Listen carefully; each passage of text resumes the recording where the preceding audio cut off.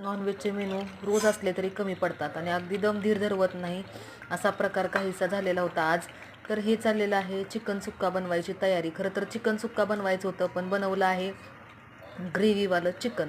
तर एकदम यातला पाणी म्हणजे जाळणी रस्सा आपण शिजवून घेतो त्यामध्येच हे पूर्ण आटवून घ्यायचं की झालं चिकन सुक्का. पण हे आम्ही केलेलं होतं आज ग्रेव्हीवालं चिकन. तर मस्त असं चमचमीत झणझणीत अगदी बटर पनीरसारखंच त्या टाईपमध्येच हॉटेल स्टाईल ग्रेव्हीवालं सुक्कं चिकन म्हणता येईल.